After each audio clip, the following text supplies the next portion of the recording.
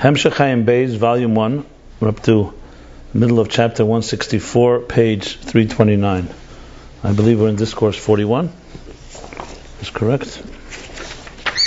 Yeah, I think so. Yeah, Teres Mamutza, Maseh. The member of Maseh. And as the Friedrich Rebbe writes, the Torah is the interface. So we're talking about the interface of Torah, interface of Chachma. Now we've entered into the world of the interface and Atzilus, and now the interface of Ak, Adam Kadmon.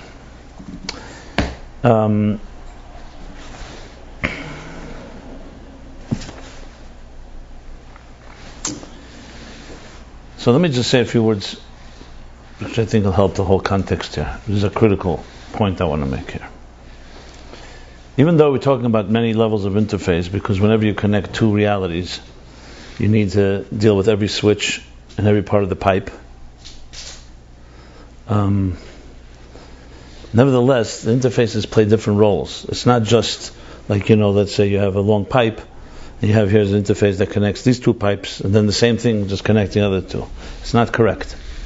Because the Seder Shtalshelus, the cosmic order, traveling from the divine to existence and back, is fundamentally different at each level. It's not just a long pipe that you need, because the distance is not a quantity distance. So with pipes, you could say, forget a pipe from Alaska, oil pipeline, all the way to New York. Yeah, you need a long pipe, and you need a lot of interfaces and a lot of so-called connections, because you can't have one pipe. So pipes are made of parts, and then you connect them with a, what do they call them? A connector. Okay. Right. No, but there are names for it. Like a bolt that connects two pipe. Here we're talking about a qualitative distance, with the divine and existence being in every possible way antithetical to one another, in every possible way different. There's the element of infinite and finite. There's the element of divine and bittul, as opposed to nullification, as opposed to yesh and mitzias. There's an element of harmony versus chaos. There's so many realities that the distortion of existence is so different than the divine. So it's not just you make a connection and then you're there. We have to account for every imbalance. So every part of the interface serves a different role. And it's, I think, vital to understanding where we're at right now. So the key thing is you have to always go back to the practical and not be trapped in words. Words, especially when it comes to these words, because words become memorized and as if you understand them. And when someone asks you what it means, if you can't explain it to a simple child or to someone that doesn't know those words, guaranteed you don't understand it yourself. And it's a big trap of the mind that people say things, they use words, and they can speak to each other because they both know the same code word, and go to someone that doesn't know that code word, and someone says, okay, what are you talking about? And there are no words. Someone asks, it's Tzimtzum. I'm sure Tzimtzum elicits all kinds of reactions to all of you here. But someone asks you, doesn't ever heard the word, what does Tzimtzum mean? What would you say? I guarantee you that you won't have many words to say, because you become trapped in your comfort zone of what you think Tzimtzum is. And if you're forced to have to explain it to somebody, same thing with Keli, Kav, and so on and so forth. So for me, this is the critical component in learning Chassidus. I mean, we could all read the words, and you can memorize them, and you can mathematically figure out what's what, but it's lacking the most important aspect: personal relevance, personal application. So every expression has to have that type of challenge. And if you can't translate it to somebody else, I have to say, with all due respect, you don't understand it yourself. Because if you did, why can't you explain it to someone else? What's the excuse? So many people say, well, because I don't have the words, or because I'm not a good teacher. No, it's not true. It's because you don't really understand it. You've gotten, so to speak, used to an expression, and that's what you becomes. For you, inside of you, you have a certain instinct about it, but it's not called real understanding. It's called a sense, at best. Real understanding is the ability to communicate it to another that doesn't know the word. Because then you're really forced to really have to say, what is this and why is it important? And we see we have no problem doing that when there are things that we really get. When it comes to Gashmisdika things, we have no problem explaining it to somebody, because that's where we relate. So the point that he keeps saying here, that we don't really have Mahus and Ruchni, is case in point. It's evidence. The fact that you can't explain Ruchnis like we explain Gashmis means that Ruchnis we don't really get. So we have a sense of it, and we're trying to get a sense of it. So here we have to force ourselves to speak about Ruchnis like we speak about Gashmis, which means to even acknowledge that I don't have the words for it yet. I'm trying to find those words. So this is really all part of how we refine our structure to align itself to higher dimensions. You asked me by Riyas Ein HaSeichel? Yes. It means simple, to see something with your eyes. Well, why do we have to go very deep? I just said what it means. You see something physically with your eyes. You see a table. You don't need much explanation. A table. Someone say to you, what about a soul? You say, I don't see a soul. It's simple as that. There's nothing more to say. You don't have to go and create any deeper concept. Ruchnis is not seen as we see Gashmis. When Mashiach comes, L'asad Lavi, as he says, when the material will be so refined and we'll have worked on seeing things differently, then you could be able to start perceiving higher realities like we perceive today the material. So that's what he said back at the end of the chapter 162. That even Tzaddikim, he said, even what he said from Tanya, the Hashra Sashchina, even for them, it's not. It says it's Mizgal ben Muhusa Dover Mamish. They know it and they comprehend it and they feel it. Ein ze gili Muhusa Ayin. Still not the Muhus. It's not the real essential personality, because that's not possible in this material existence, except exceptions and so on. So I mean, it really comes down to that. It's as simple as that. I think you have to always apply it to yourself. Then you have many questions are answered.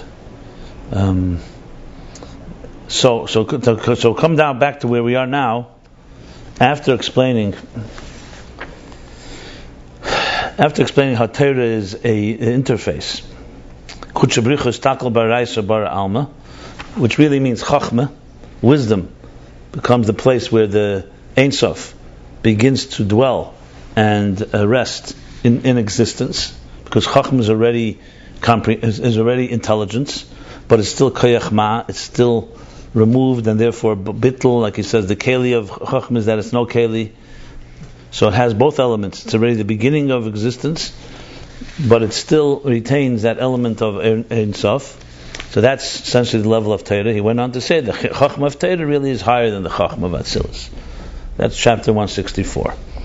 And he goes now saying it's really the Chachma of Ak, Adam Kadmon. And the question on the table that he asked, he explained what does that mean? Because Ak, Torah is Moshel HaKadmeni, the primordial metaphor. It's a Moshel for Kadmeni Shalel. It's a metaphor to explain the Creator, essentially, to explain that which is the primordial force in existence, the first force, so to speak, the one that precedes everything. Kadmon means it precedes existence. And a Moshel is Levush, and that's Chochmah, he says, of Adam Kadmon, that it's a Levush for Ein Sof. To explain this, he goes in now that Ak, Adam Kadmon, is also seen as a Mamutza, as an interface. An interface between the Maitzel and the Tzalim, between the emanator and the emanations and creations. Why? Because Ein Sof on its own is Shalei Berach. It's infinitely distant. So in order for Ein Sof to come into existence, you need a Mamutza, you need an interface, and that's Ak. Now, of course, we're going to understand soon the difference between Ak and Atzilus. And that's why I was mentioning my preface here, why each interface plays a different role. Ak's interface, as we're going to learn, is an interface in existence already. Atzilus interface is, like you said, with the 10 spheres, its role is to connect the finite existence to the root of finite energy, which is also a Kayach of Ein Sof, like we learned earlier. Ak's role is not connecting the finite structure of the spheres with the Eir HaGvul of the hidden spheres before the Tzimtzum. Ak's role is going to be, in existence, is going to create a key interface between a higher state and a lower state, which we shall learn. I don't want to go into that right now. But I will say the following. This is critical. To explain, so he asks the question now. If something is Shalei Be'erech, how could you have a Mumutza? Because Ak itself is also called Adam Debriya. It's called the creation. It's the beginning of creation. Since it itself is equally distant from Ein Sof, so what did you achieve? Ak is not closer to Ein Sof than the lower levels. So what role does it play?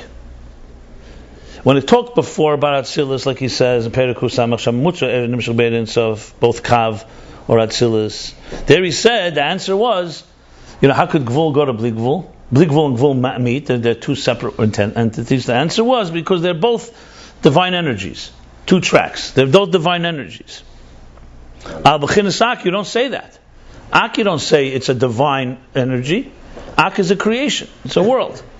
We're not talking now about the root of the spheres. We're not talking about the flow of the artist's ability to flow in a finite one vision among all the infinite possibilities. You're talking now about an existence. It's called Ak. It's a parzuf of Bria, as he says.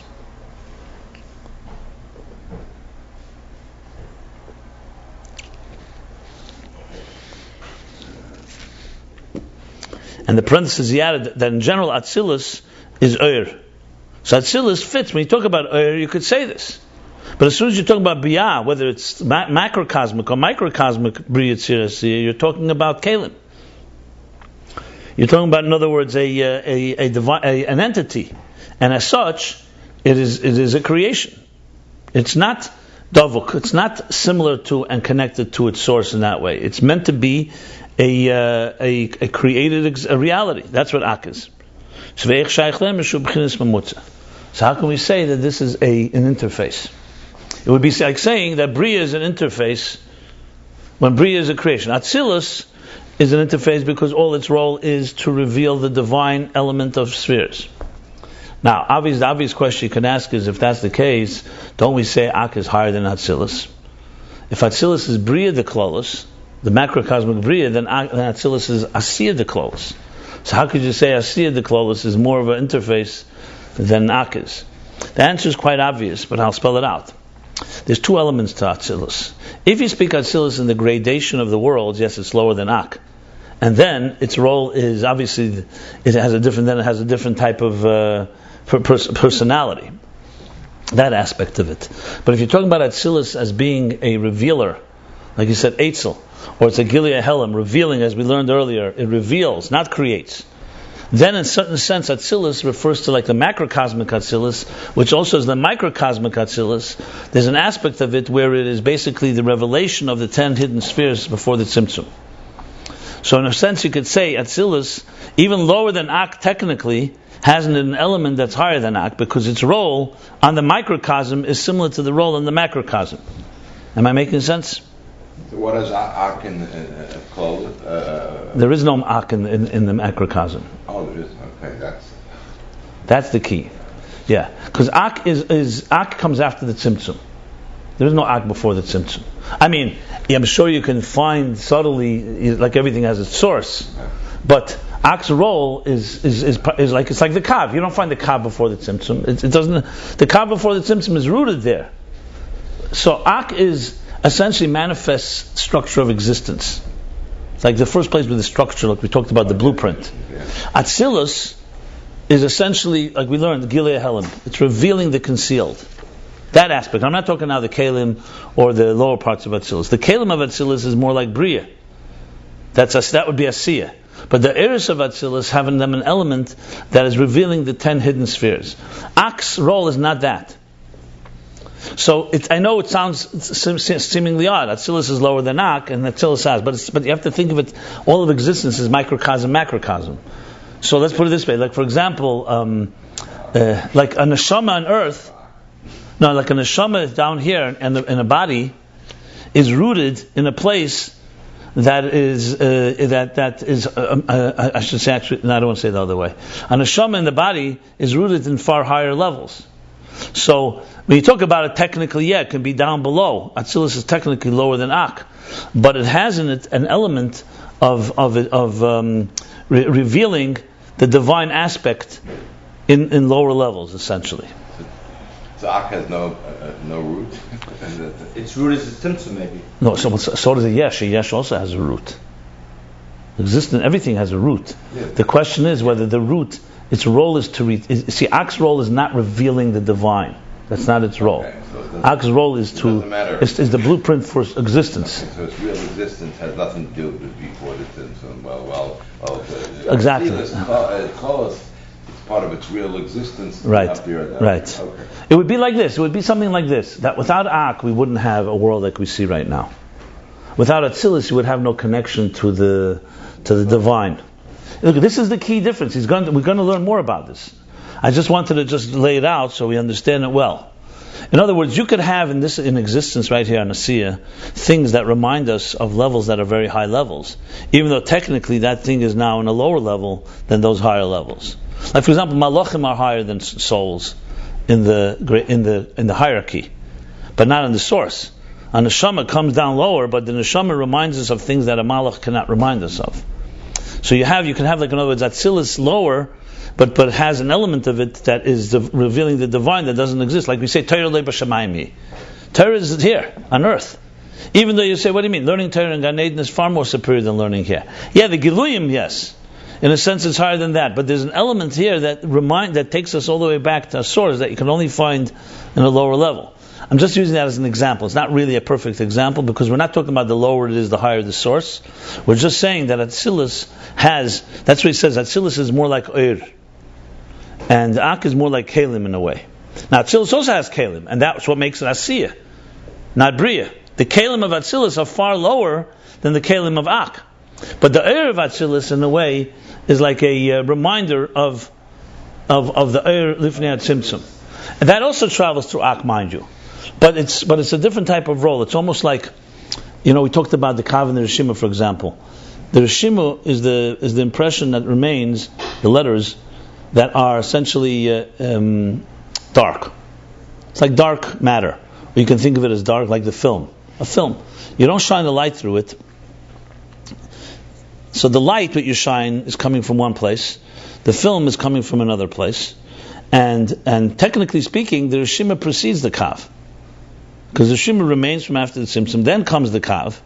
But the Kav has in it an element that precedes the Rishima, because it's bringing energy from before the Tzimtzum into the picture. So you see here the same type of scenario. So you wouldn't say the Rishima, for example, you say the Rishima, you cannot say in the Rishima that it's a Mamutza. Because the Rishima is infinitely distant from before the Tzimtzum. You could say on the Kav, you could say it. That's what he's saying here. So on Ur, you can say that it is a type of interface. Ur HaGvul is the interface between Ur HaBligvul and the Koyach HaGvul, the power of the finite. But Ak role is far more in structure of existence. It's there to shape existence. So now he's going to introduce the concept of Tzimtzum. Even though I can't say he's introducing it, we've learned it, but till now we've learned Tzimtzum as being, essentially its role was to conceal the Bligvul. Right? Before the Tzimtzum, everything, including, you have the 10 hidden spheres, you have the infinite possibilities, but before Tzimtzum, what's the state? They're all amorphous. They're all in one big soup. One primordial, call it omnipresent soup, right? Of divine energy. The Tzimtzum, what the Tzimtzum does, as we learned, it removes, or siluk, completely conceals the Bligvul. It's like a siluk, which is like a total type of removal. It conceals, not removes, the Ur HaGvul, as it's influenced by the Ur HaBligvul, so you could have the beginnings. And minimizes it, no? Yeah, miyut. Yeah, that's the difference. Siluk and miyut. Siluk and miyut. One is siluk, which means a complete concealment, and one is miyut. So to speak, simultaneously? That's how I understand it. Some people learned it differently, but I understand it that way. That it's two impacts, but it's one Tzimtzum. There's no Tzimtzum. I mean, technically. Siluk is a type of Tzimtzum, you're saying? Siluk is a full Tzimtzum. It's like it's a full Tzimtzum. Like you remember we learned, for example, the 10 hidden spheres are the root of the spheres later. So you can't say that they have to be completely removed. They're not gone. There's something that remains, exactly. That's why there's 10 Yeah, spheres. the reason everything is removed, he said, remember the question from the Eitz Chaim, why do you have to remove all the air? Why not leave the Kav? So he asked, how could you say such a thing? What do you mean, leave the Kav from Bligvul? In other words, why did it have to be a black hole? Why not just remove everything and just leave a narrow ray of light? Why did it have to be removed and then it comes, so to speak? Why not remove most of it? All of it. Yeah, most of it. Yeah, why not remove? Yeah, why not remove the and just leave a Kav? In other words, the flow is too much, so instead of stopping the flow, just create a channel, let that part of the flow go through. In other words, just mute. Yes, and the answer, there's a whole chapter 16 on this. And his answer is because Eir has a root in the Eir HaBligvul, in the Eir HaGvul rather. So that's why there's a Havamina Taka that he asked the question. So the answer to it, Eitz Chaim says, because the Kalim could not emerge. If he did that, even a narrow flow, the containers could not. It's like a student has to complete. You have to have complete silence, and then you begin the stream of consciousness, spoon feeding. So he asked the question, but what's the consideration? How could you do that? So he says, how could you do it? Because the air of the kav really is air gvul. That's why there's a havamina that you could do that, because it really it's originally 10 hidden spheres. So all you got to do is remove the others. But because of the containers, you can't do that. But there is a consideration. So we see from that there's a tzimtzum b'derech miut compared to kav, compared to the 10 hidden spheres is miut. The kav compared to the Eir HaBligvul is siluk. That's what he said. It was very, very clear. He said it clearly. But now, that's what we learned till now. Now there's going to be a new element that he's introducing in this chapter, which, well, you'll see. Listen in a moment. Tzimtzum, even though he doesn't call it, but Tzimtzum is also my understanding is going to be helpful in understanding the interface. Why? Because Tzimtzum deals with another part of the problem. Remember, we talked about the interface has to deal with a lot of problems here. One of the problems one problem was infinite and finite, but there's another problem. There's a absolute infinite distance between the creator and creation. Who accounts for that? Who accounts for that? And you have to have that included in the picture. To, for example, say, like, let's take an interface, a pipe. You could say you're here, and you're in New York. Here's Alaska. So Alaska has oil. You got to get the oil pipe from there to here. Okay, so that's just a matter of, as I said, quantitative problem. It's not a qualitative problem. It's a distance. So you need a pipe, and you need a pipe that has connections till you get it. Fine. Same thing with phones or cell phones. There's certain technologies that connect to the airwaves or whatever the technology is for us to catch a signal. Okay.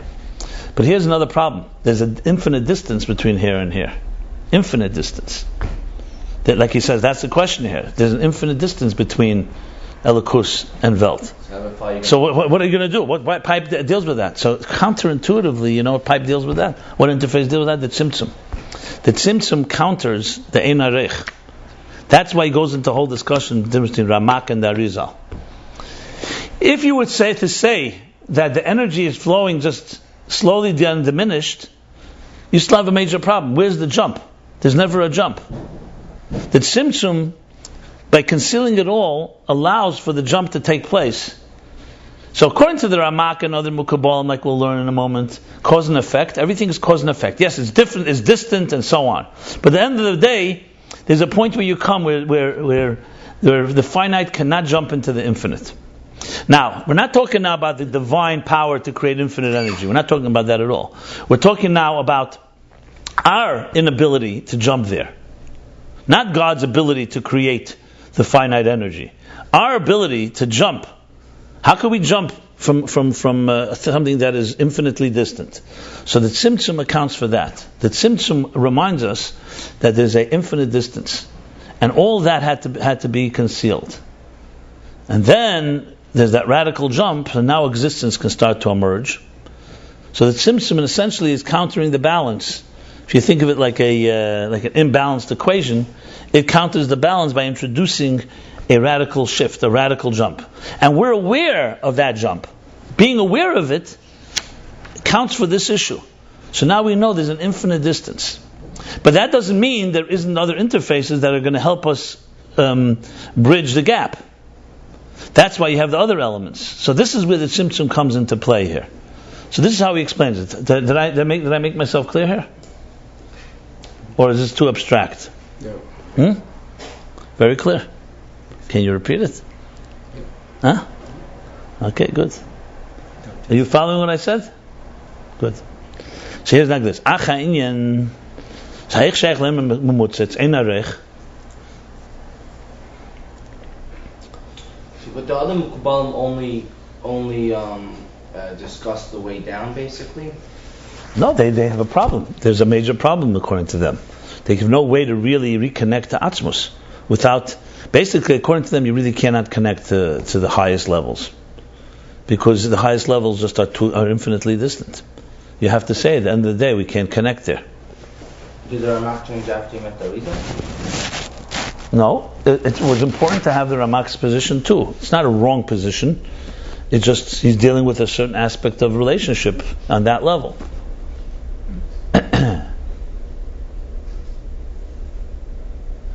According to the Ramak, you can also be dealing with another dilemma. In other words, this really comes down to this. There's two opinions in Kabbalah, Ramak and the Rameh. It's brought in Samach Vov and also alluded to, I believe, earlier here. Ima keser ehua ein seif or not. Some Kabbalim say that also keser, we can have a relationship with the Ratzon of Hashem, with the divine will. But Atzmus is removed. Others say Atzmus is not removed because you can't call Ratzon and Sof, only Atzmus can be called on Sof, but then you can't have a relationship with Atzmus. So all the bottom line is, according to all opinions, you're going to have a compromise. Either it's not us completely connecting, or you're not connecting to the highest levels. That's the bottom line. The Tzimtzum allows for that. That bridge allows, as I said, it accounts for that the infinite distance.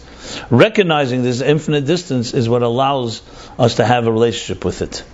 That's the problem. Think of it like this: an infinite teacher and a finite student. Okay. So we all agree that the infinite teacher can reach the student. The question is, would the student ever going to be on the level that the teacher is? So in most cases, there are only two possibilities here. Either the student has to lose his personality in order to be encompassed in the teacher's mind, or the teacher, he'll never have access to the infinite part of the teacher. He'll have access to a limited flow. Those seem to be the only two possibilities. But if the student can come to appreciate the infinite distance between himself and the teacher, and he actually feels it, that interestingly and paradoxically allows him to connect to that infinite part, because he recognizes that infinite distance. If he's just receiving ideas and teachers from the teacher, well, it's one of two things. Either he realizes I can't really reach that level, or he thinks we have something in common. That's the bottom line. Do we have anything in common with Asmus? If we think, like the other Mukabalim, that's cause and effect and there are gradations, and it's just a matter of, it's very distant, but it still has some relationship, that itself eliminates the relationship. You understand? As soon as you think you have a relationship with the divine, and there's a commonality, that right away tells you you're not going to have a relationship all the way to the top, because the top definitely has nothing in common with you. By recognizing as the result that there is an infinite distance and there's nothing in common, that, as I said, ironically, allows you to begin to have a relationship with it. Last week we had a whole different perspective, and it was linked because of the divine finite. The linkage. That's the bar. But that doesn't. I gave a whole preface today that there's a lot of different parts of the interface. That deals with something else. That deals with the structure, let's say, of Chesed and Gvura. Let's say fire and water, or our own love and the discipline. How high does that connect with? And the answer is that connects all the way to the 10 hidden spheres, all the way to the finite energy of the divine infinite. It's another track. That's not a problem. The problem is now the infinite distance. Fine. But here's the problem. Okay, we can connect when we eat, or when we do tzedakah. Our tzedakah connects all the way to Esesphere. But then there's a problem. Is our tzedakah in the same level as the bligvul of Elikus, wanting to have 10 spheres? It has a commonality, but you're not accounting for the distance. You could then convince yourself, you know what? Okay, I'm not as great as God, but my tzedakah is just a few levels lower. There is ultimately a commonality between us. You need to account now for the opposite, that Elikus is completely distant from us. That part, because if you only had the Gvul and the Gvul of the world, you'd have closeness, but you wouldn't have a sense of awe. Yira wouldn't really be there. The sense of awe that Elikus is completely different reality than our own, which is also part of Achdus, right? A flaw and so on, or even further. It's also part of the unity, because remember, if you're talking about uniting a big father with a little boy, okay, so that's a matter of finding common ground until they come and join. But you're not talking about a big father and a little boy. You're talking about something that has an element that's fundamentally, in its deepest levels, Atzmus we can't even relate to. We don't even know what's in there. And not only that, it doesn't exist like we exist. So that, if you don't include that into our sensation and our experience, then you basically will have a relationship with God, but as God manifests in Er HaGvul. That's where it'll stop. You really don't have the ability to experience Er HaBligvul, let's put it this way. Because you're only experiencing Chesed as it relates to Chesed of Atzilus. That's ultimately what he's going to say, that's where the Tzimtzum comes in and solves that. Because it creates a sense of distance, not to create distance, it's to create Havdalah, to realize that there's such infinite distance. And that's how you get closer, by saying okay. Exactly, and that's how you get closer. Where the other Mukabalim have a problem. They can they go cause and effect, but at some point they're going to have to say that we don't have any connection to certain elements of the divine. That's what I'm saying. The fascinating thing. Let's say in a relationship. Let's talk about spouses in a perfect relationship. So there's an element of closeness. There's commonality. They can have a conversation. They relate to each other. There's intimacy. There's a personal connection. But then there's also respect for the other person's mystery. There's a mystique. Yeah. Now, that's not make the relationship. Someone says, well, mystique? I want a relationship. Why are you bringing mystery? The answer is no. Mystique allows that. That means that person is also there. You don't get them completely. That alone makes you have a relationship with them. Because then it's a true relationship with the other person. Not just what I relate to you. I also have a relationship with what I don't relate to. That's also a relationship. You see, in our world, we think relationship only means what you own. Or you can. Who says? That's why faith, Amunah, has unbelievable power. Faith isn't just absence of reason. Faith is a relationship with something that is beyond the scope of intelligence, basically.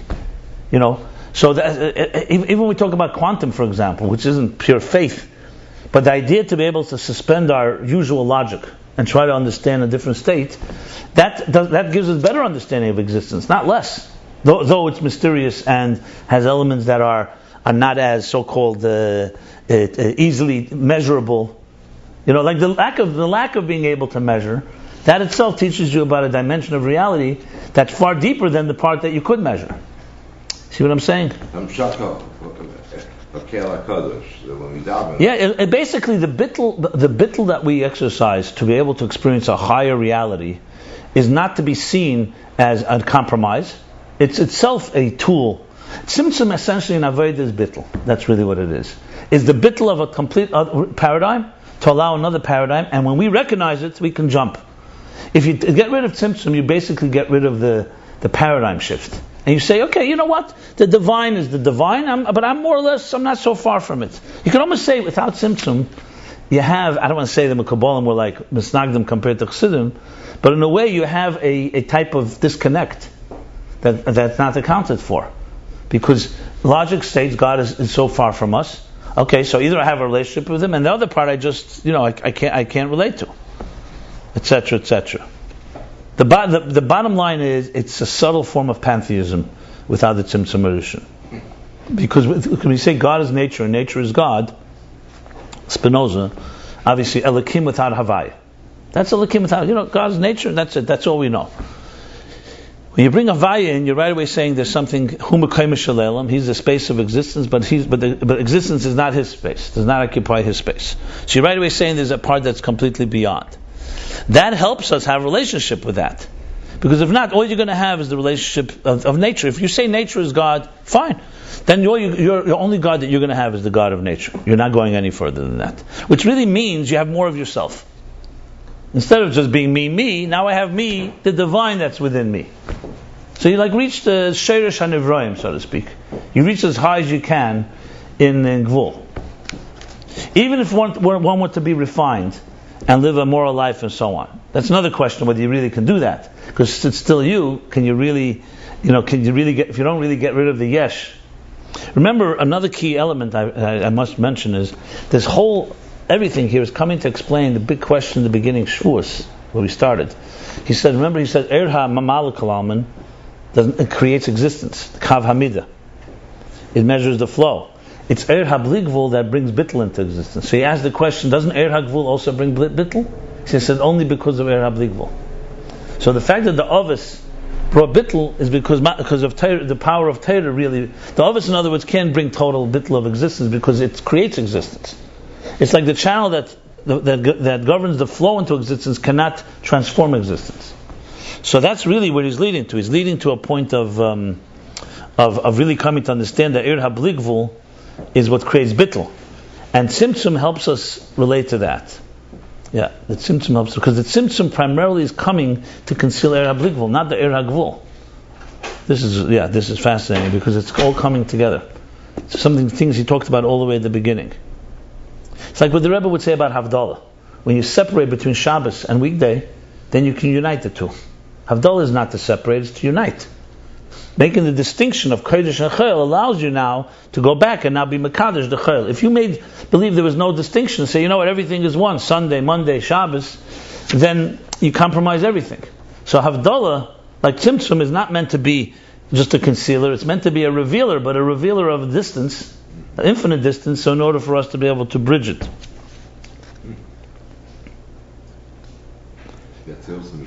Now I realize also, now Toyu also comes as a balance equation. It's also a balancer. It's also balancing the equation. Because Toyu, if you remember, he said before that Toyu comes to crack it open so we can get the refuse, the waste. Right, what do you call the siyogim, what do we call the dross.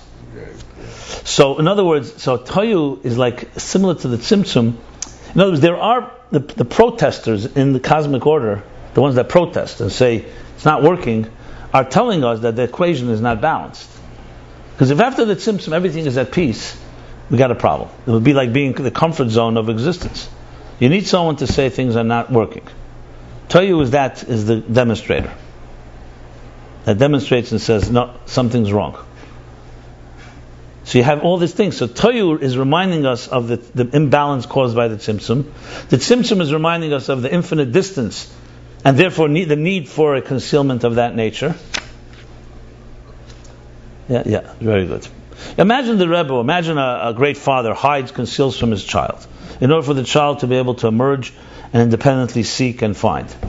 But he hides so well that the child starts saying, you know what, everything is pretty cool. Nothing's missing. That would be an example of concealment that you're not getting anywhere. But the child comes to realize it's not going well. It means it comes to realize there's a tzimtzum. If the child thinks there's no tzimtzum, that nothing was concealed, say everything is fine. Where's your father? First of all, how do I know I have a father? Or maybe this is him.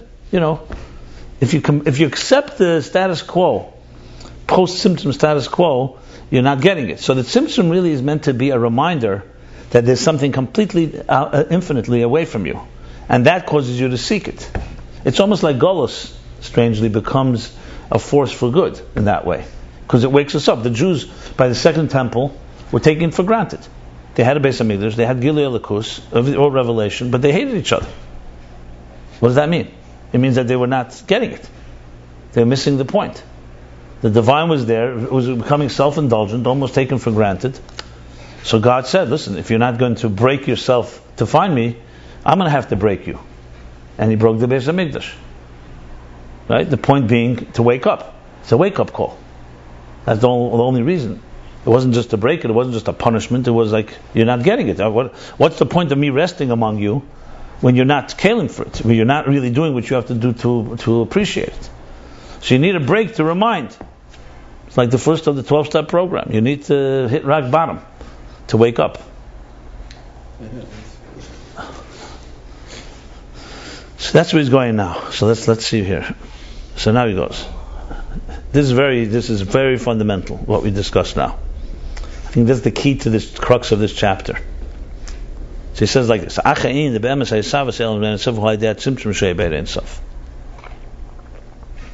in truth, why? That's why he says in truth. What do you mean in truth?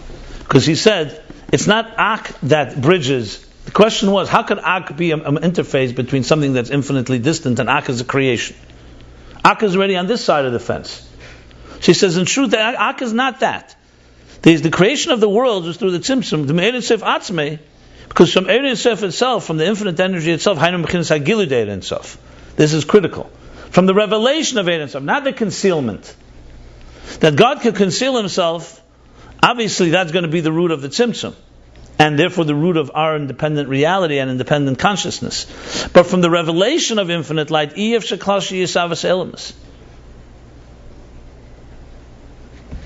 very powerful. In other words, pre-Tzimtzum, what do we have? We have an infinite light, an infinite energy that manifests. It encompasses everything, even the Eir HaGvul. From that alone, you cannot have creation.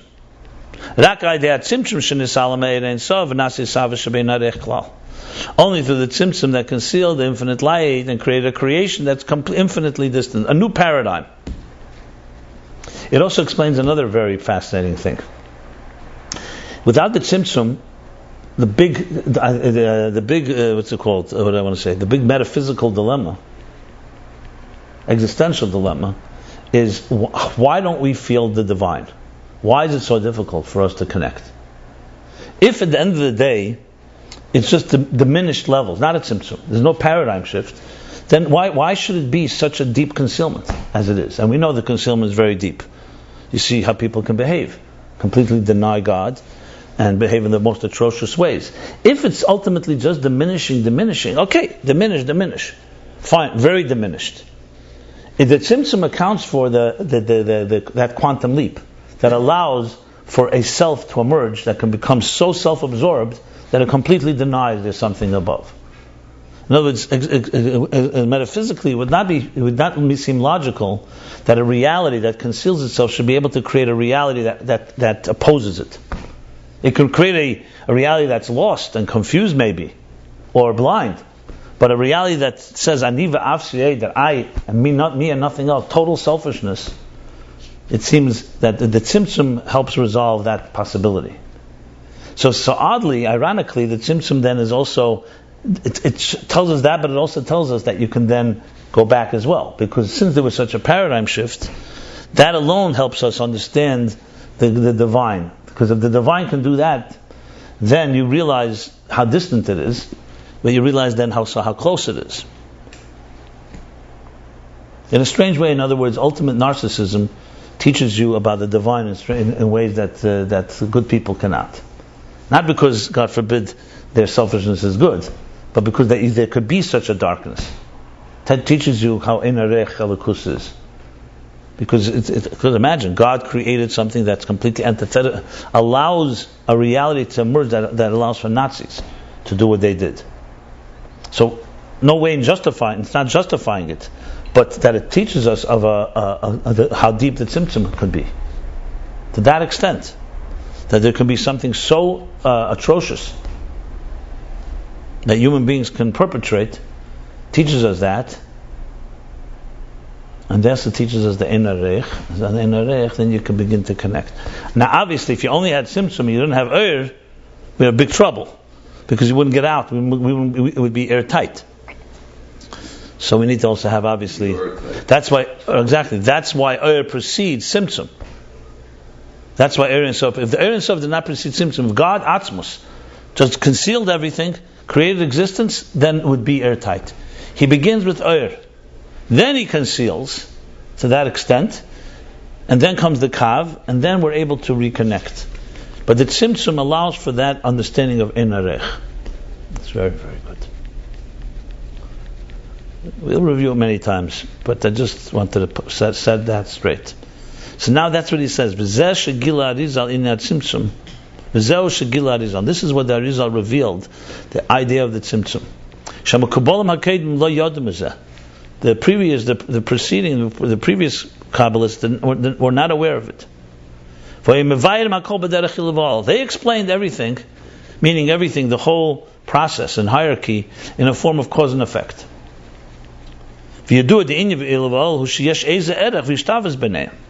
As it's known, cause and effect has some similarity and commonality between them.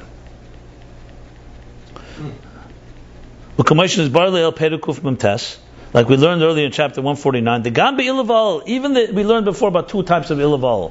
One that's more commensurate. Remember we learned like the branch of a tree and the tree, and the trunk. Or as a teacher conveys to a student intelligence, so it's intelligence to another lower level of intelligence. But we also learned of Ilaval that are not the same personality, Meichen and Midas. Even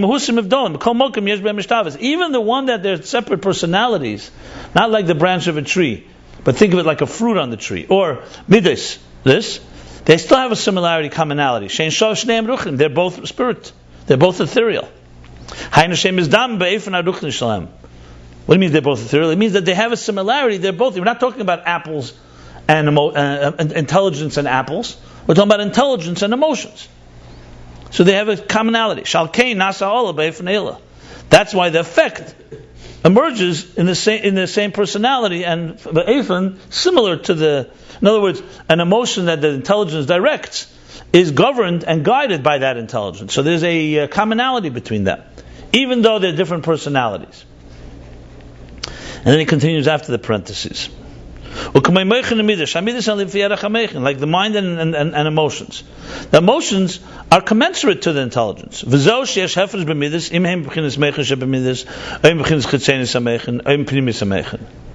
that's the difference in emotions that we learned.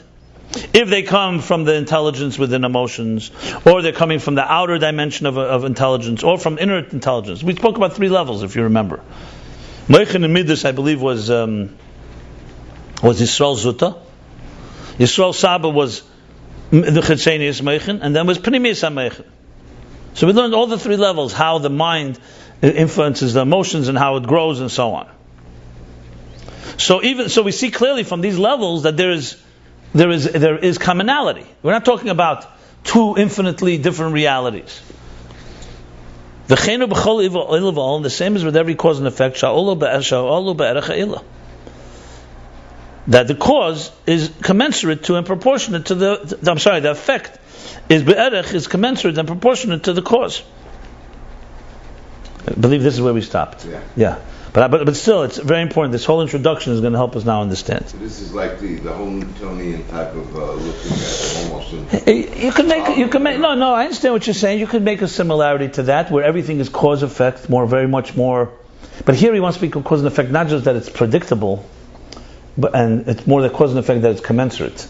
In other words, that there's a functional relationship. Functional and they relate to each other. That's the key. Every level relates to the previous level. It's rungs on the ladder. There's no jump anywhere. V'zehu sharamak zal, and that's the Ramak, Ramosha Koraviro. But part of the sharim einsof hu hakesed, and this is what the Ramak and the Pardes in that gate. It's called Shar Im Einsof. He has a gate called in his book the Pardes. That's his classic Pardes of the Ramak. It's called the question. The title of the chapter is called. The title of that whole section is called. If Keser, Ima Einsof or Keser. If Einsof, the infinite, is Keser. So he says the part Hichlit Keser Eina Einsof Mamash. So the Ramak determines in that chapter, in that gate, it's called Shar. But Shar means a gate, means a section. In those series of chapters, that Keser is not Einsof Mamash. In other words, Ein Sof is higher than Keser. You can't remember, I mentioned it before. We'll soon explain what this means. In other words, Ein Sof is as we'll soon see, is beyond existence. Why? Because he understands everything as cause and effect. So there's a point where you can't jump into Ein Sof. But Pelach Hariman is a commentary on the Ramak, and it's from the Rameh Mipano. Rab Rameh Mipano. Is it Mordechai? Rameh Mipano. Anyway, Rameh Mipano. He writes Mishmoi, Kosher Mishmoi B'Sefer Alima.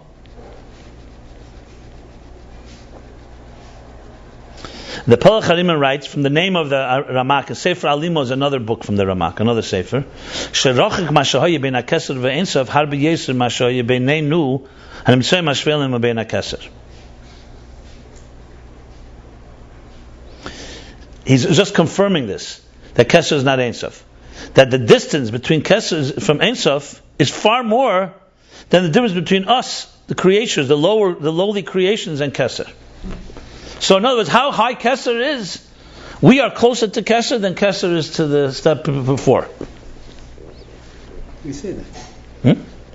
We do say that. You asking me? Rochek mashahoye ben HaKeser insav harbi yeser me mashahoye. Ben HaKeser, yeah. Just shows you how infinitely distant. 1 second. He's going to conclude here. Nevertheless, Kosa B'Shar HaGvonim, Perek Beis, the same Pardes writes, nevertheless he writes in the Shar HaGvonim, the Gate of Colors, chapter 2, Be'inyan HaKeser, about Keser, Shenikra Cheshach. The Keser is called darkness. Shezeu b'madreges HaKeser, Shemisyachad Imay Tziloi. That this is in the levels of Keser, as it unites with its source, with its emanator. And in this level, Keser is not at all comprehensible to anything outside of itself. To anything other, to any other. And for this reason, it's called darkness. That's why it's called darkness. So let's see where he's going. Yan. So we see from this, this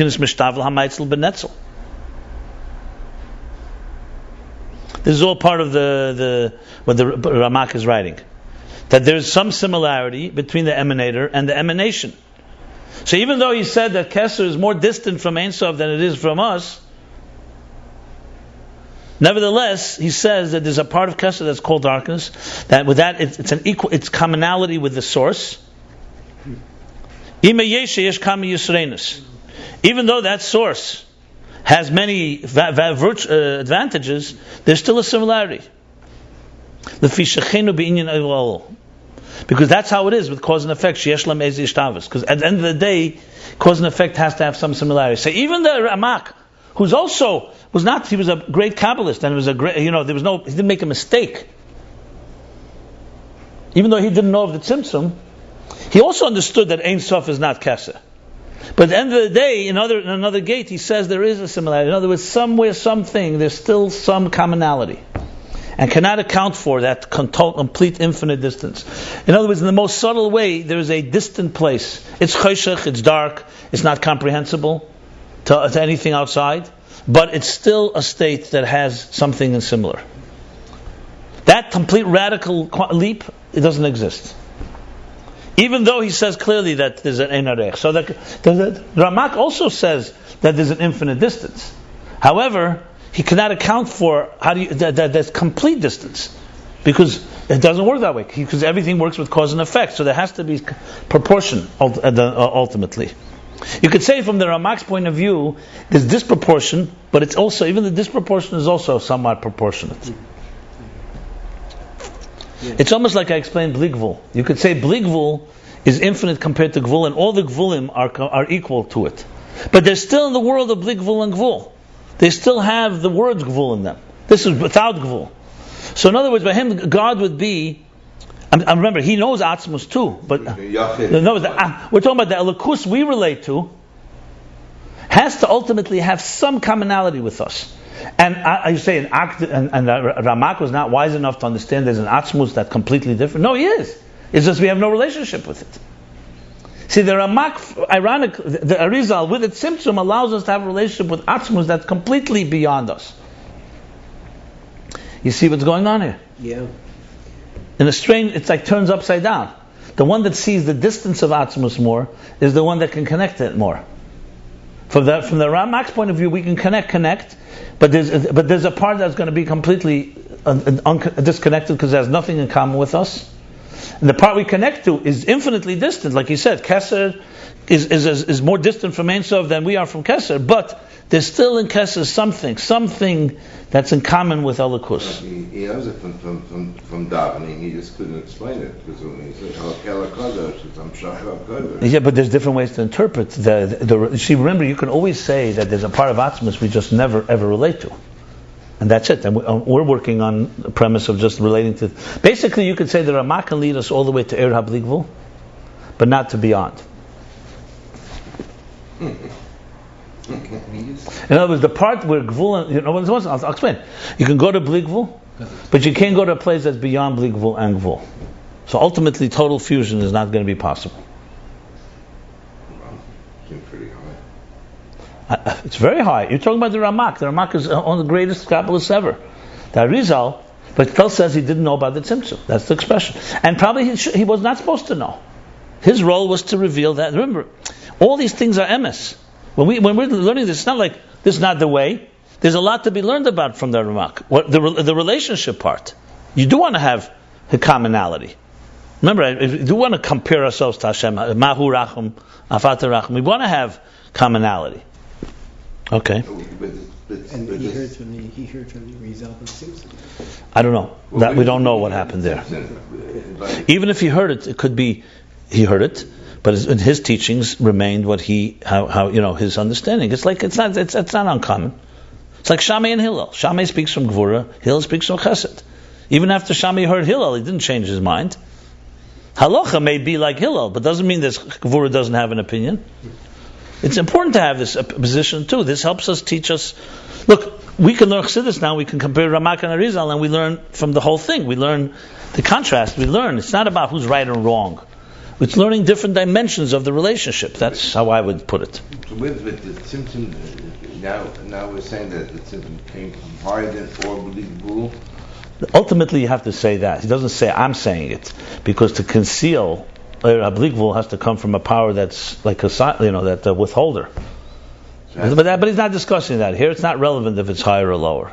It helps understand it. Said the Ramak understood, but it was only able to go to the or Ablikvul because he can go take us to so-called the journey Keser Choshech, and take us to a place where we can't comprehend it, and that has some commonality with Ein Sof. Right. That's where he goes. And Ein Sof is higher than Keser. Real Ein Sof is higher than Keser. Ultimately, in other words, the Atzmus we talk about built in Metzias Nimtza according to the. I'm just trying to clarify. He doesn't say it, but according to the Ramak, what would he do with that Atzmus? That's completely. He also knew that God has no commonality with us, but he would say we have no relationship with that. That's what I would explain how the Ramak would do. He says that part we have no relationship with. So we have a relationship with everything once God chooses to reveal Himself. So it's Bligvul, it's infinite. That's what. But Ramak also has an element of Ein Arech. Keser compared to Ein Sof, he calls, is more distant than Keser here, but it's more distant, but still there's something common going on there. According to the Arizal, you would say there's something that's nothing in common at all. So the non-relationship is our relationship. The non-relationship allows us to enter a domain that you can't enter if you have a relationship, basically.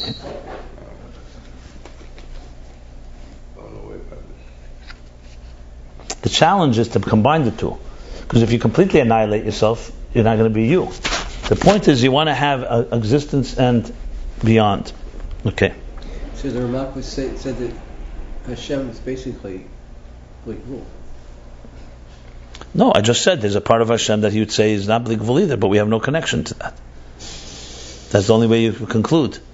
He's talking about the relationship, what we have, the Stalshalus, ends up being something in common. But he's not going to say, I keep telling you that you have to say that Atzmus, that's completely beyond, you have to say according to Ramak, has no connection with us. It remains something that we never have a relationship with. And what we have a relationship with is the levels, like he's speaking here. It's also very high levels.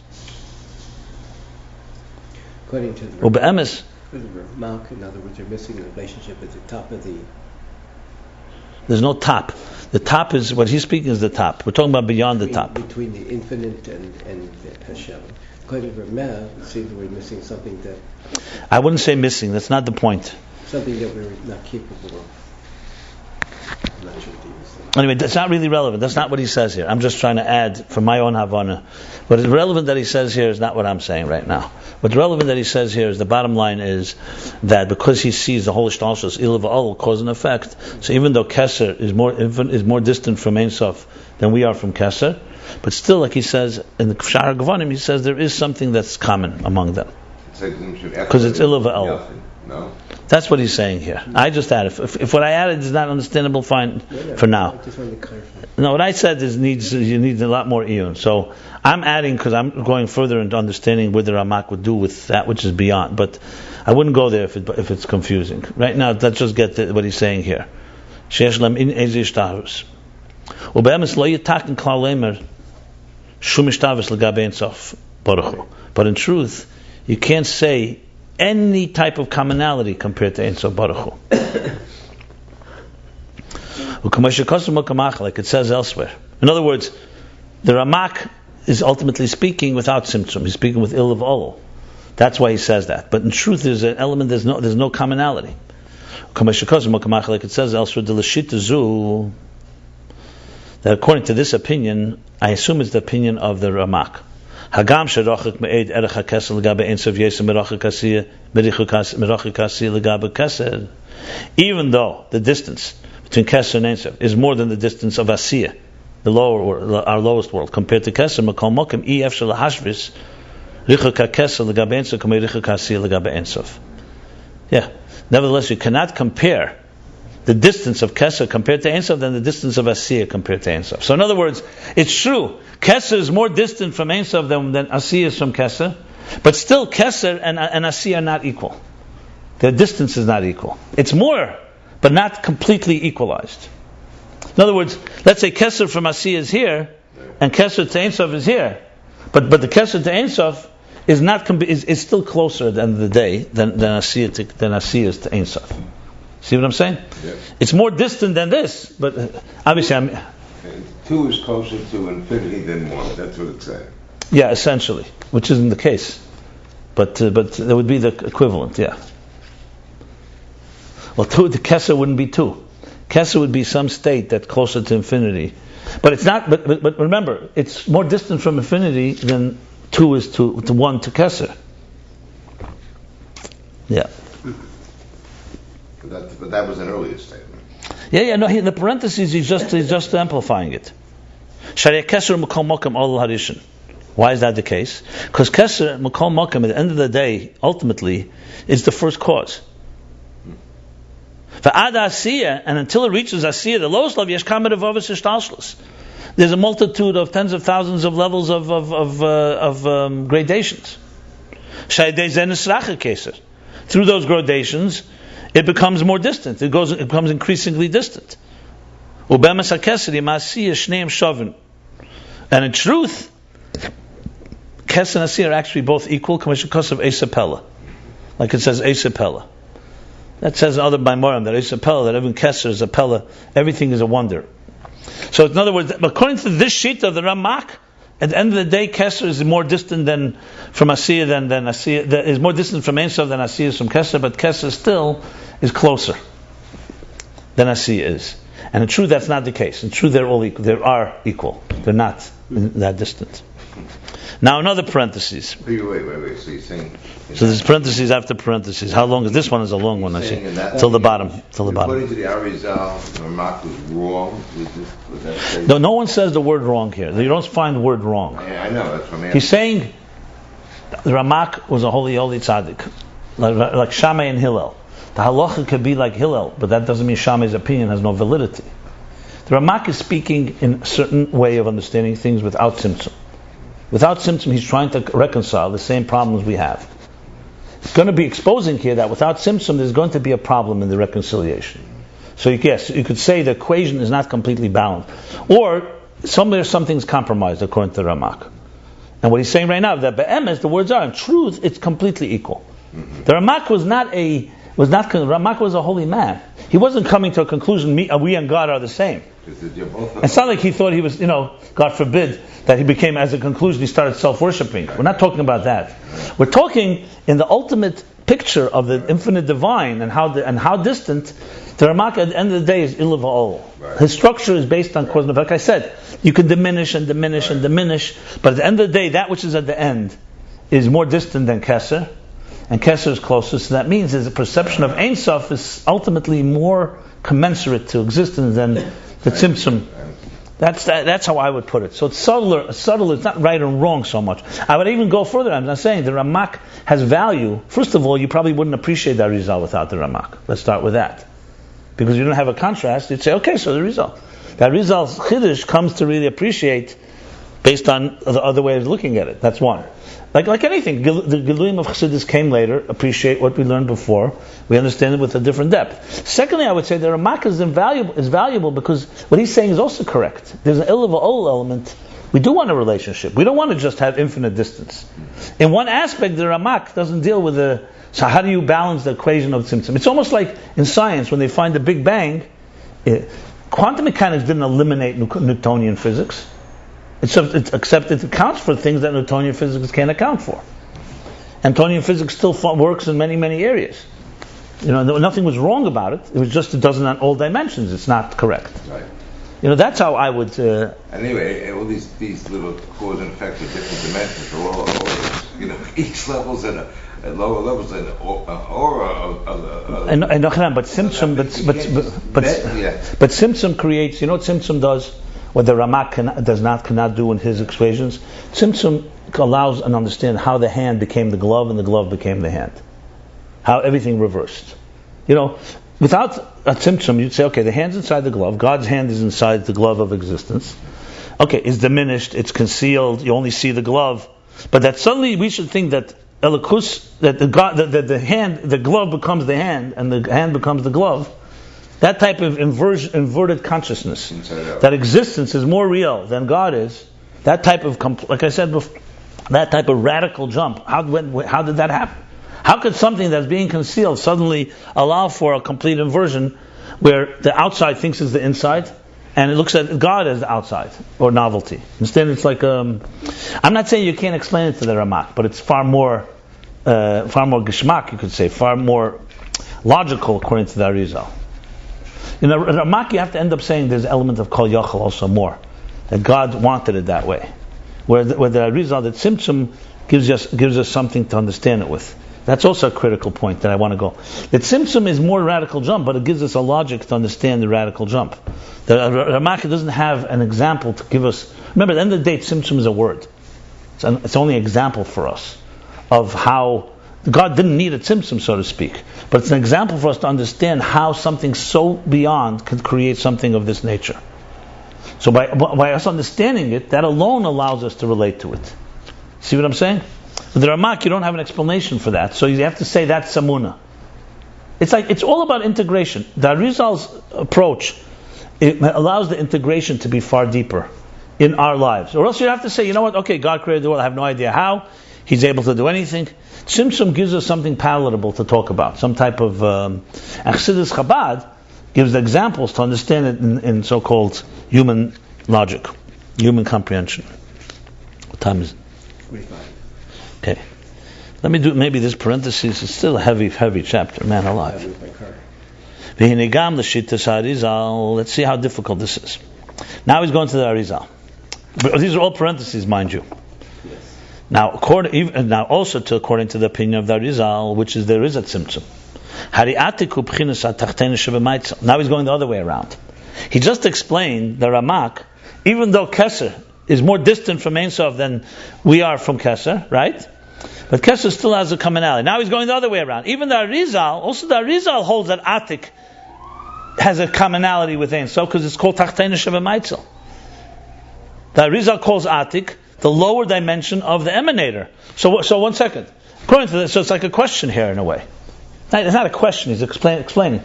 So 1 second, you just told me that according to the Arizal there's infinite, that when it comes to Keser there's nothing. So why do we call Atik the bottom of Maitzel? See, in other words, now we see that Arizal has now also... Interface obviously between Arik and Atik. You have your answer. Let's see where he's going to go here. I don't know. He's defining Keser to the ways. Now he's talking about Atik. Atik is Pnimius Keser. Atik, it doesn't matter, but he's saying is the lower part of the Maitzel. Right. Ubabira Idra Zuta, and explaining the Idra Zuta, which is in Hazinu Zoyar Daf Resh Peches, page 288, Kosov. The Arizal writes, the Ikar Atiku hu Ein Sof shemislabish beradla, that the primary Atik is Ein Sof that manifests in Radla, Reshad Lo Yasyada. Remember, we learned that in the previous chapter as well. Radla.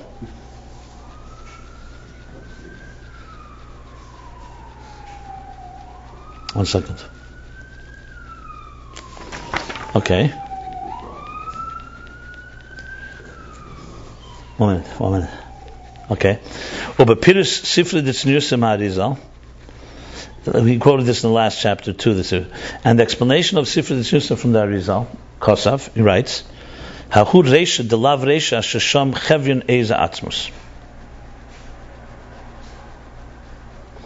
That head, which means Reisha Leisyada, the head, the Lav Reisha, a head that's not a head, is essentially what he's saying. In other words, it's not known.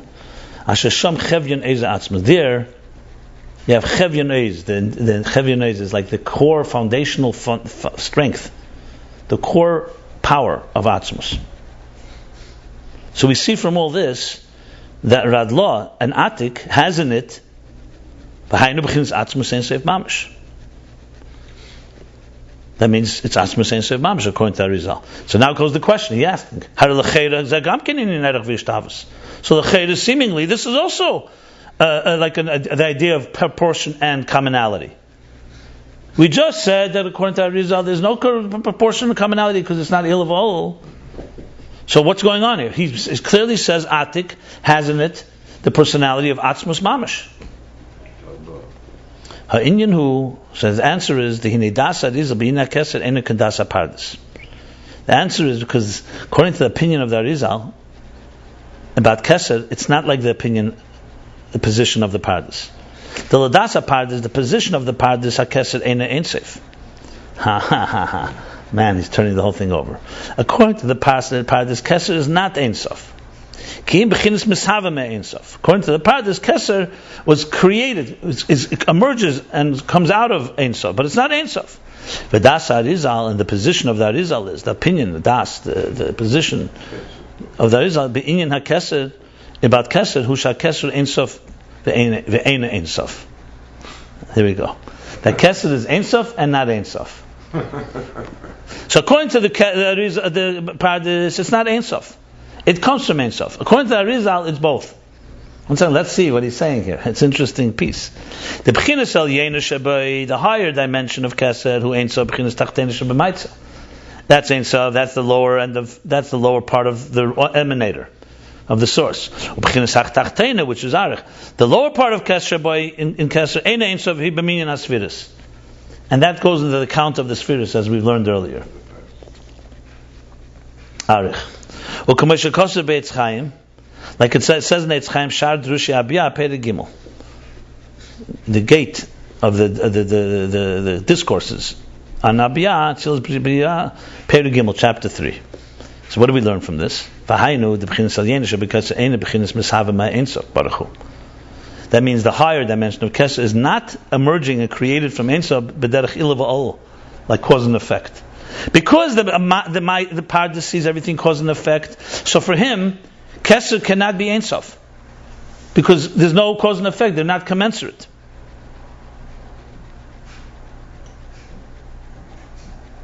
It's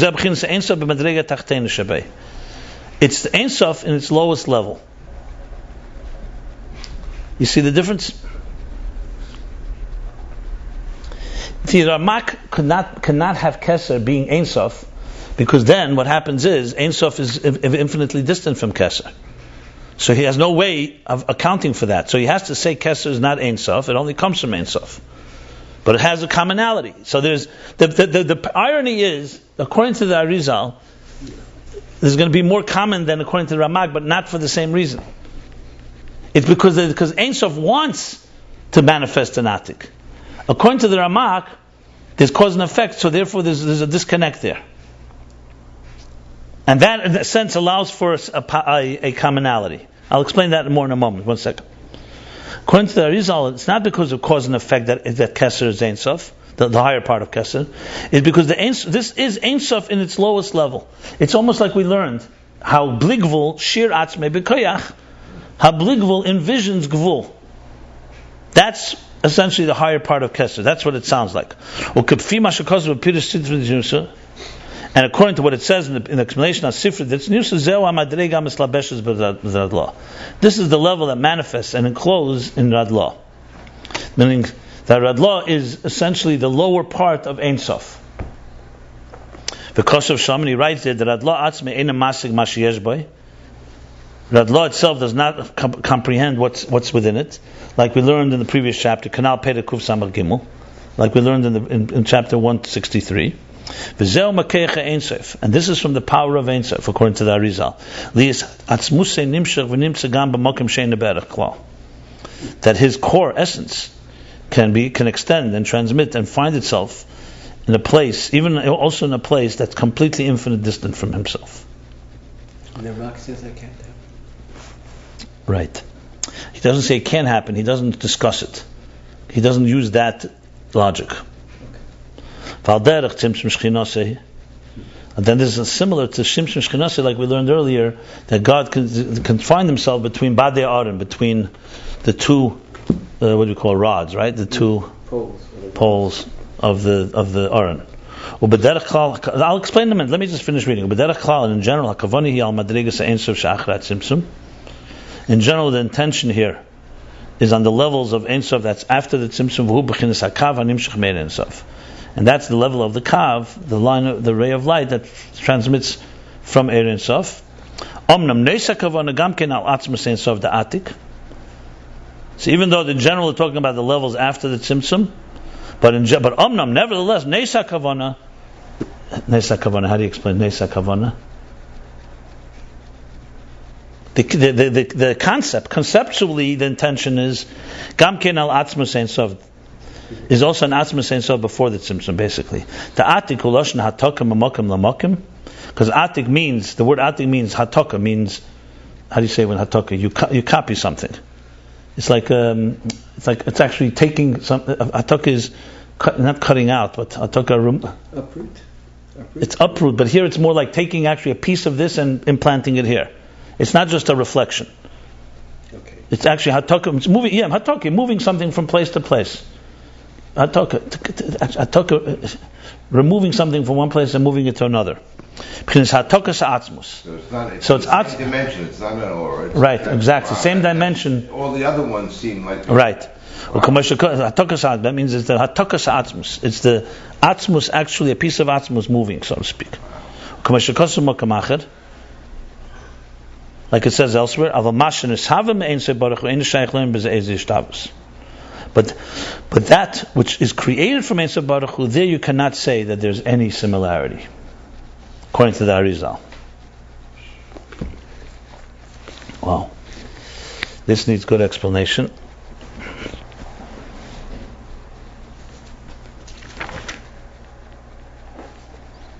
Okay, let me just say one thing and we'll stop here and we'll explain next time. See, so according to the Ramak, everything has to be in terms of commensurate. There's a relationship. Yes, Cheshach Keser is infinitely distant, more distant from Ein Sof than it is, but at the end of the day, it has a commonality with it. According to the Arizal, there's no commonality at all. There's Atik. So Atik is not because there's commonality from existence to God, because God, Atzmus, decided in His power to give a piece of Himself into us, essentially. It's a whole different. It's His power. It's not because there is anything truly in common. So there's no commonality except that He allowed a part of Himself to manifest into Atik.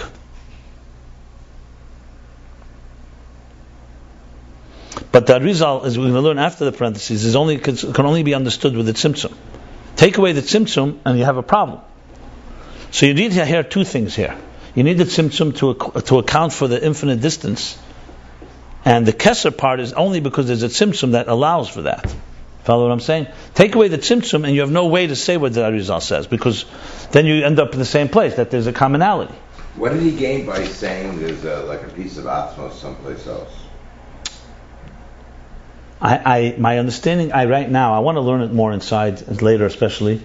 It seems to me like this, that the Tzimtzum accounts for that it's really infinitely distant. Once you know that, then God comes back and says, I'm giving you a piece of myself. If you don't know the Tzimtzum, you can't just come and say God gives us a piece, because if He gives us a piece, then we have a commonality. It's only the Tzimtzum that allows you to come and bring God closer, because you made Him so distant. I understand, but because you want to have a relationship. Why doesn't He just say that the Tzimtzum starts in Atzmos instead of a piece of Atzmos? No, because we want to have a relationship with Him. No, because we need a relationship. He wants a relationship with godliness.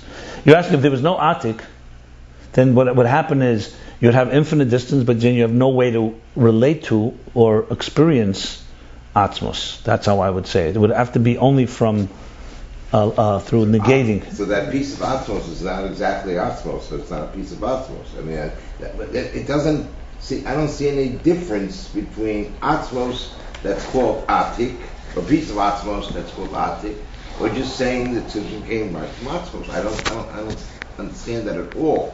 Well, I don't. What's gained by instruct me like that. Start with one step. Do you know what do you know what's gained by the Tzimtzum? Yes. Okay. So if you know what's gained by the Tzimtzum, then there's no problem. Now, but there's one problem thing missing. The Tzimtzum just says there's an infinite distance. The question now, after the Tzimtzum, do we have anything from before? Yes. That's the question now. I was looking at the top of the Tzimtzum. No. But that's the question. So the Tzimtzum accounts for this the issue of commonality. There's no commonality. But now, do we have anything that we can any springboard, any interface with the Atzmus that is beyond completely? And the answer is yes. Atzmus gave us a piece of himself. A piece of Atzmus. Yeah. So it goes the other way around. You have to think first Tzimtzum, then Atik, not Atik, then Tzimtzum. According to the Ramak, take away Tzimtzum, all you have to work with is a commonality, except very distant. So Kesser is not Ein Sof. See, only the Arizal can come say Kesser is Ein Sof. According to Ramak, if you say Kesser is Ein Sof, you're going to have the dilemma of commonality. He can't deal with the commonality, so he has to say Kesser is not Ein Sof. But strangely, by doing that, it has to have a similarity to Ein Sof, which the Arizal doesn't have at all, because it's like it's a whole thing. It's like twisted. See, the Arizal Kesser is higher than the Ramak. Sure. The higher part of Kesser. Right.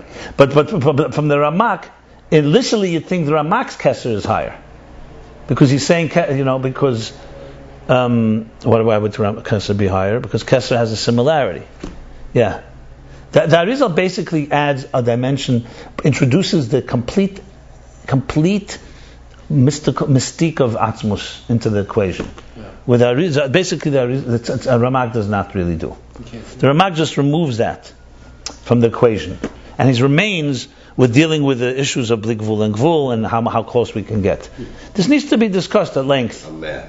Yeah, but we have the key point. Let's stop here, because I don't, there's a lot to go here. So we did the bottom of page 329, chapter 164, and then we're going to go back to understand the Tzimtzum in this whole picture. Ready? Yeah.